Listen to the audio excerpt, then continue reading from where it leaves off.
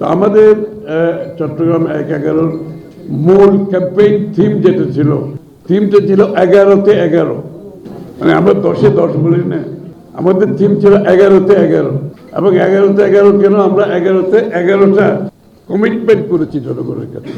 আমরা করেছি কমিটমেন্ট যে আগামীতে যদি আমরা নির্বাচিত হই এখান থেকে, আমরা জনগণের কাছে অঙ্গীকার করেছি 11টা বিষয়ে। এই জন্য আমরা বলছি আমাদের স্লোগান ছিল 11-তে 11। মানে 11টা অঙ্গীকার আমরা পূরণ করবো ইনশাআল্লাহ আগামীতে। প্রথম অঙ্গীকার হচ্ছে আধুনিক জনবান্ধব চিকিৎসা ব্যবস্থা। ওই 11 আসনে কিন্তু একটা বিশাল এলাকা আছে যেখানে কোনো হসপিটাল নাই, চিকিৎসা ব্যবস্থা নাই। সেই জায়গায় আমরা একটা 1200 বেডের একটা হসপিটালের কথা বলেছি, এবং ওই 1200 বেডের হসপিটালটা ওই পুরো অঞ্চলকে আশা করি সেবা দিতে সক্ষম হবে। কারণ 1200 বেড হসপিটাল অনেক বড় হসপিটাল, এবং এখানে সব ধরনের সেবামূলক কার্যক্রম থাকবে, সব ধরনের, যেহেতু অনেক বড় হসপিটাল হবে ইনশাআল্লাহ। আর দ্বিতীয়টা হচ্ছে তরুণদের কর্মসংস্থান। আপনারা জানেন কর্মসংস্থান কিন্তু বাংলাদেশের নতুন প্রজন্ম শুধু নয়, সাধারণ মানুষের মধ্যে কর্মসংস্থান একটা বড় ধরনের চাহিদা, জনগণের প্রত্যাশা জেগেছে যে এত বড় জনসংখ্যা, প্রত্যেক বছর 20 লক্ষ লোক যোগ দিচ্ছে নতুন তরুণরা কাজের জন্য। এটা আমাদের একটা বড় প্রোগ্রাম বিএনপির পক্ষ থেকে আছে, আপনারা জানেন। ইনশাআল্লাহ আমরা 18 মাসে 1 কোটি কর্মসংস্থানের অঙ্গীকার করেছি। আমাদের তরুণদের জন্য আমরা ইয়ুথ ডেভেলপমেন্ট প্রোগ্রাম চালু করব। সামাজিক উদ্যোক্তা তৈরি করা। আমাদের সবাই তো চাকরি করবে, আমরা চাই খুব বেশি বেশি লোক, আমাদের ইয়াং ছেলেমেয়েরা উদ্যোক্তা হিসেবে উঠে আসুন। এই জন্য স্টার্ট আপ প্রোগ্রাম যেটা আছে, ওই স্টার্ট আপের মধ্যে আমরা সব ধরনের উদ্যোক্তাদের, যাতে তারা ব্যবসায় আসতে পারে, ব্যবসায় যোগ দিতে পারে, তাদেরকে আমরা স্কিল সাপোর্ট দেব, তাদেরকে আমরা ঋণ সাপোর্ট দেব, তাদেরকে আমরা ব্র্যান্ডিং সাপোর্ট দেব, তাদেরকে আমরা ডিজাইনিং সাপোর্ট দেব। অর্থাৎ সব ধরনের সাপোর্ট দেওয়ার মাধ্যমে নতুন উদ্যোক্তা ছেলে মেয়েদের উদ্যোক্তা হিসেবে আমরা তৈরি করবো ইনশাআল্লাহ। আমাদের চট্টগ্রাম 11-তে তথা সারা চট্টগ্রামে এই কাজটা করা হবে। কারিগরি ও বৃত্তিমূলক শিক্ষার মাধ্যমে ব্যাপক কর্মসংস্থান।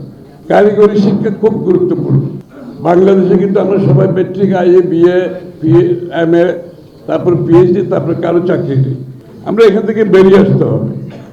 আমাদের নতুন প্রজন্মকে আমরা কারিগরি শিক্ষার মাধ্যমে আমরা তাদের কর্মসংস্থান, দেশে বিদেশে আত্মকর্মসংস্থান, তিনটার জন্য সহায়ক ভূমিকা পালন করবে। নিরাপদ এলাকা ও শক্তিশালী আইন শৃঙ্খলা। আইন শৃঙ্খলার বিষয়ে বলার অপেক্ষা রাখে না। আইন শৃঙ্খলার অবস্থা খুবই খারাপ, এবং এই আইন শৃঙ্খলা ব্যতীত কিন্তু বিনিয়োগও হবে না, কর্মসংস্থানও হবে না, মানুষের জীবন মান উন্নয়ন করা সম্ভব না। এই জন্য আমরা আইন শৃঙ্খলায় অনেক বেশি গুরুত্ব দিচ্ছি। এই অঞ্চলের চাঁদাবাজি, সন্ত্রাস, মাদক, অপরাধের বিরুদ্ধে এখানে সিরিয়াসলি এগুলোকে অ্যাড্রেস করা হবে, এগুলো বাস্তবায়ন করা হবে। আইন শৃঙ্খলা বাহিনীকে এখানে জনগণের সাথে যৌথভাবে কাজ করতে হবে। কোনো পুলিশ এককভাবে, আইন শৃঙ্খলা বাহিনী এককভাবে সমাধান দিতে পারে না। এই কাজটা আমরা যৌথভাবে করতে চাই। আইন শৃঙ্খলা বাহিনী এবং স্থানীয় জনগণকে একসাথে আইন শৃঙ্খলার কাজে নিয়োজিত করে আমরা এটাকে নিয়ন্ত্রণে আনতে হবে। পানি সংকট আছে বিশাল একটা এলাকায়।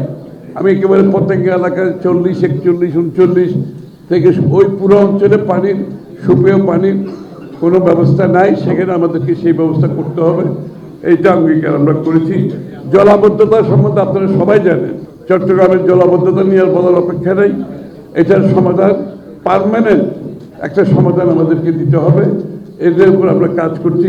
বন্দর ব্যবস্থার আধুনিকায়ন, বন্দরের অটোমেশন, বন্দরকে আমি তো আগেই বলেছি, আমরা বন্দরকে নিয়ে, এই উপকূলীয় অঞ্চলকে নিয়ে ইনশাআল্লাহ চট্টগ্রামকে আমরা একটি লজিস্টিক হাব হিসেবে গড়ে তুলব। এটা আমি আগেও বলেছি। পরিকল্পিত আধুনিক নগরায়ন, নগরকে একটি পরিকল্পিত অবস্থায় নিতে হবে। চট্টগ্রামের যে সম্ভাবনা, সৌন্দর্য, নদী, বন্দর, সমুদ্র, লেক, পাহাড়, সব কিছু চট্টগ্রামে 11-তে 11। এটা হচ্ছে সাইড।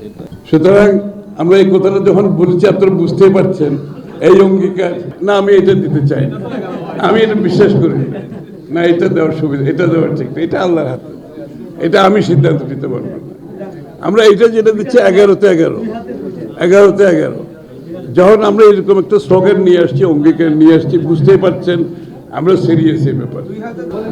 এই চট্টগ্রামের উন্নয়নে লজিস্টিক হাবের সাথে সাথে এখানে পড়াশোনা, ট্যুরিজম, হসপিটালিটি বিজনেস সব কিছু মিলিয়ে জীবনযাত্রার মান যাতে চট্টগ্রামের মানুষের উন্নয়ন হয় এবং কর্মসংস্থান হয়, সাথে সাথে বাংলাদেশের অর্থনীতিতে এটার একটা বড় অবদান থাকবে। চট্টগ্রামের জিডিপি বাংলাদেশের জিডিপিতে যাতে একটা বড় ধরনের অবদান রাখতে পারে, সেটা আমাদের আগামী প্রচেষ্টা থাকবে।